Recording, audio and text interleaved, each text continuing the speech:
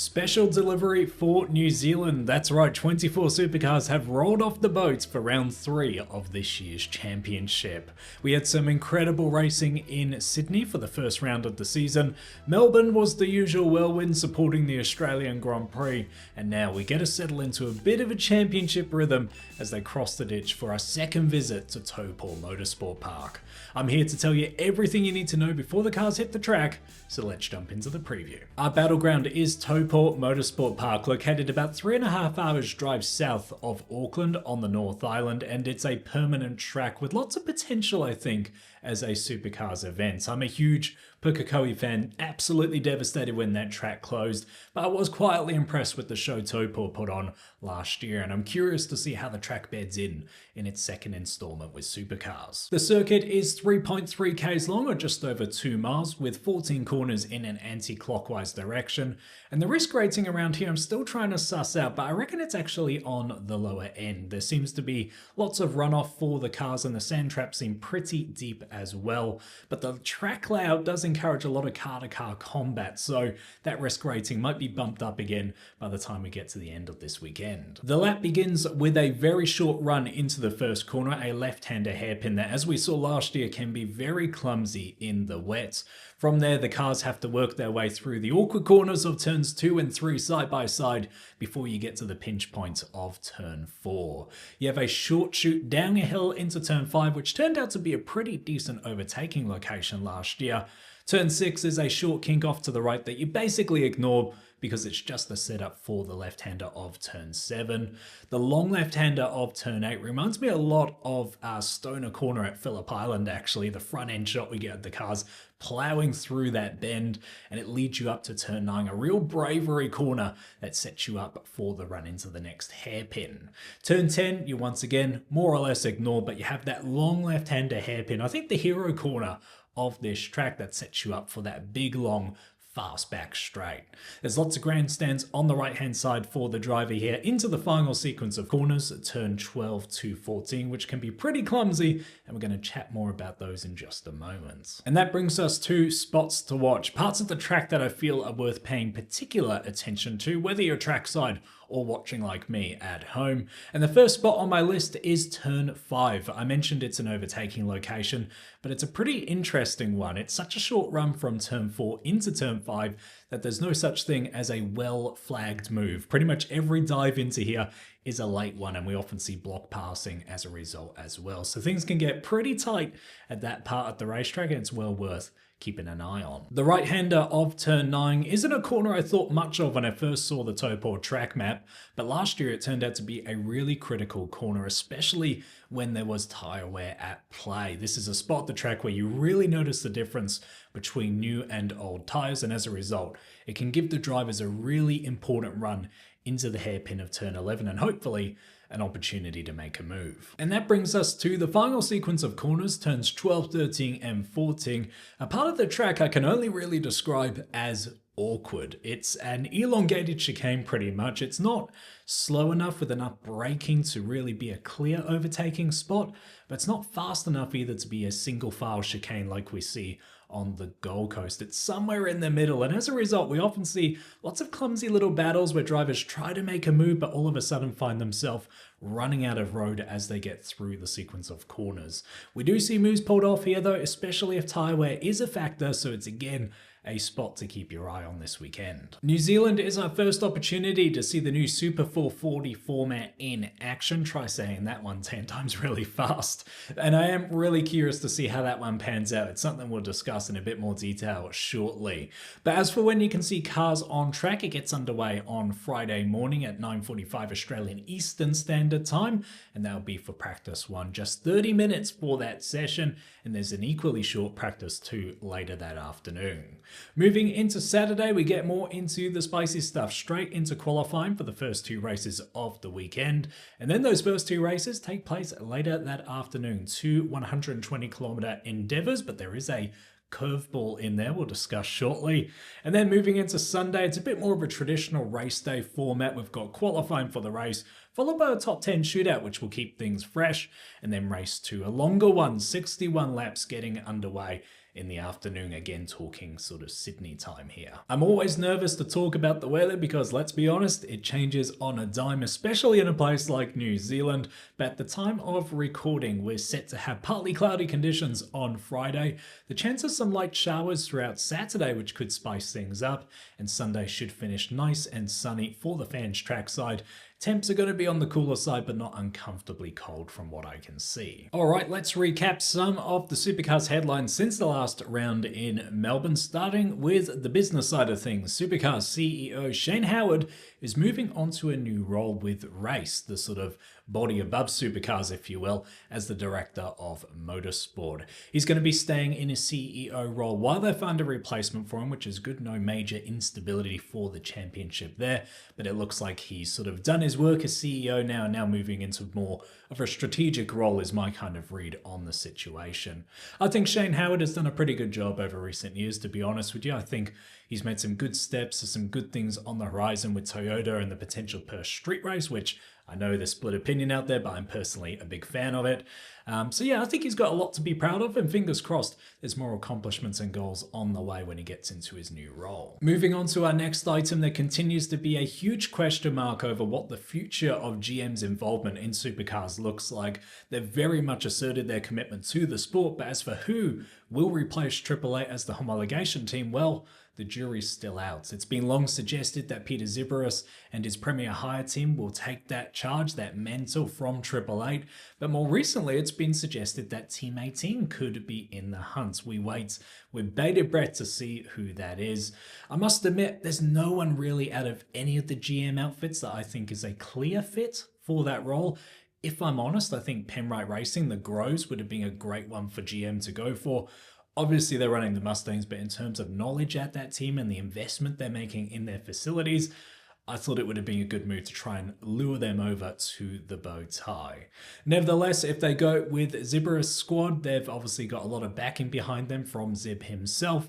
Meanwhile, down at Team 18, they've got the sort of former Supercars motorsport director in Adrian Burgess, who obviously has so much knowledge about the Gen 3 product, including some of its shortfalls, but he's got a lot of experience in the sport and a lot of insight into how teams have tackled the early stages of this new rule set. In TV land, Foxtel, the organization that owned the broadcast rights to Supercars and tipped to retain them under the next TV agreement, they've actually been bought out by an international company. That is the end of a long process that I suspect has sort of held up the announcement of the new TV deal for Supercars. It sounds like it's more or less done, so hopefully we do start to get more news about that in the near future. But we're not here to talk about business, we're here to talk about racing, and we'll have some more racing at Townsville later this year. One of my favorite events on the calendar, and it's sort of had its big marketing launch over recent days. This one is getting a bit of a revitalization, it seems. They're going to have a sort of Summernet spin-off with 20 burnout cars at the event. And interestingly, they've also got some bull riding championships going on there as well. Bit of an oddball there, but hopefully it does breathe some new life back into this event, because it does feel like it's got a bit stale over recent years. Of course, speculation continues over which track will be selected to host Supercars' second event in New Zealand. Supercars, of course, looking to double dip in New Zealand given the huge investment they make to get the cars over there and the massive fan base that come out in droves to every event. Highlands Motorsport Park has long been put up on the pedestal as the ultimate goal despite some logistical challenges, but more recently it's been suggested that Ruapuna might be in the race near Christchurch. Now, no shade on Ruapuna, but to me it does feel a lot like Taupō in many ways, this sort of relatively small racetrack that is very close quarters for the drivers and no doubt can create some good action. But as for me, if they're not going to go to Highlands, I think my next preference is actually Hampton Downs. That track looks like a lot of fun. I think it would be well suited to Supercars. Lots of elevation there as well, which is always a tick in my book. So it'll be interesting to see how all that pans out. The dates for the 2026 and 27 Bathurst 1000 could move from its traditional slots on the schedule, but only by a week or so to avoid clashing with an adjusted date for the AFL Grand Final. Obviously a huge event that supercars do not want to compete with. This one's just more of a footnote. It doesn't make a huge amount of difference unless you're somebody that books that weekend off consistently every single year. Just something to keep an eye on as the calendar for next year gets confirmed. And finally, the Mustang Cup has been confirmed for Australia starting next year. This is something Ford have sort of taken the world by storm with over recent years, and I'm always excited to see investment and new things come to Australia motorsport, but I must admit I am nervous, like many people, to see yet another series in the junior ranks popping up, and so much competition that often sees different series cannibalize each other after only a few years of existence. Obviously this one's got lots of backing, so I've got no doubt about its success, but it will be interesting to see what the Australian motorsport landscape and hierarchy looks like once the Mustang Cup beds in. Alright, so what about some of the storylines about this weekend in particular? Well, no doubt the new format, the Super 440, will take center stage, replacing the old Super Sprint round structure that we came to know, and for me personally loathe over recent years. This one looks like a bit of an upgrade in my opinion. Friday is an interesting one. You've only got an hour's worth of supercars running, but I think that's well worth the sacrifice because we see a lot more racing in this new structure. Jumping into Saturday, we've got the 2 qualifying sessions back to back, and later that afternoon it's going to be interesting because the 2 Saturday races will be done on different Dunlop compounds, one on the soft and one on the super soft. I must admit I'm actually not quite sure what order those compounds will be run in. But this does solve a problem supercars have had with their sort of 2 races on the same day in the past, where they more or less copy and paste the strategy and the approach from the first race, the one that worked the best. And as a result, that second race was rarely an interesting one. Then you get into Sunday and you have a different approach yet again with another quali, this time followed by a top 10 shootout to keep things interesting. And the race that afternoon will be a longer one, 200 kilometers in length, and that one's actually going to feature refueling using those relatively new fuel churns, those NASCAR-esque devices that we saw in Sydney. And the overall benefit of this compared to the super sprint format is that we get a lot more racing, far less practice, which is always a check in my book, and each race has something unique about it. Obviously the Saturday races are differentiated by the tire compounds, assuming it's dry, and the Sunday race has that curiosity around fuel. So I really do think they've made a good step in the right direction. Another interesting point about this weekend is that they have transported the cars to New Zealand by ship rather than plane like they've done over recent years. And this one might sound like a footnote. It created quite a few headaches for the teams having to repair their cars only a few days after the Australian Grand Prix, but it looks like it'll be a net plus. Obviously, it should be a whole lot cheaper for the sport to transport the vehicles this way. And it also sounds like, at least from Brad Jones Racing's video, that they might have a few more spare parts that they can carry thanks to those larger shipping containers. So it'll be interesting to see if the teams and drivers are a bit bolder on track, knowing they've got a few more spare parts out back.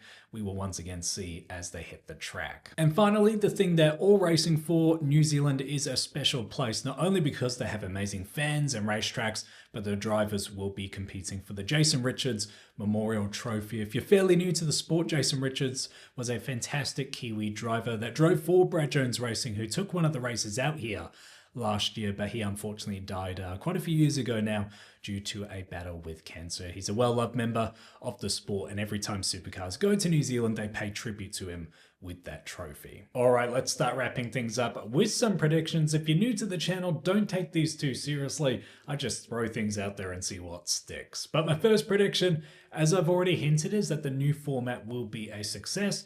I'm sure there's going to be drawbacks for it, but overall, I think it will be a big step forward for the super sprint style events. My second prediction is that a Kiwi will get a race win. We've got 5 on the grid, so it'll be curious to see if any of them can step up. And as we saw last year, Andre Heimgartner proved it was possible, even with all the struggles that BJR were having. So there's hope for the home favourites. And my final prediction might come back to haunt me, but I'm going to say that Brock Feeney will win the Jason Richards Trophy. He's had a rollercoaster start to the season, Feeney.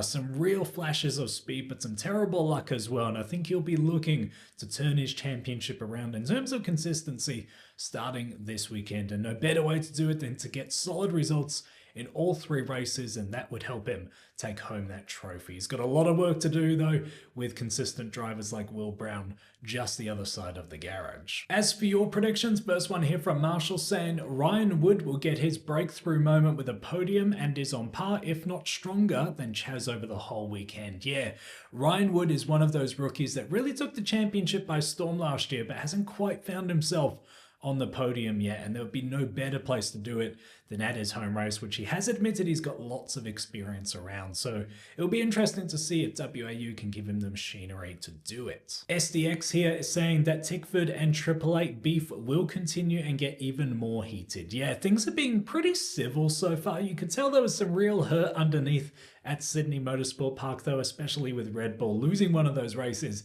at the finish line. So it'll be interesting to see if this battle continues, especially after the wobbles Tickford did have in Melbourne. I'm hoping for the sake of a good storyline and a good rivalry that we do see Waters and Randall as well back towards the front. But as Chris highlights here, the Red Bull guys will always be quick, and the thing he wants to know is how fast will those Tickford cars be? That's the ultimate question this weekend. Obviously Waters with the finals format probably can get away with a few more inconsistent rounds, but you think like Feeney, they'd really want to start turning things around this weekend and get back to that Sydney form that we saw. And we've got a small but solid support bill lining up with the Super V8s, Toyota 86 New Zealand Championship and the Central Muscle Cars as well. You might have picked up that the pace has increased towards the end of this video because my camera is about to run out of battery, so I will wrap up my round preview there. So much to look forward to both off and on the track this weekend. Cannot wait to see it unfold. Let me know what you think down there in the comments below. Remember to treat people like your trackside while you're down there, and I will see you in my round review in just a few days' time.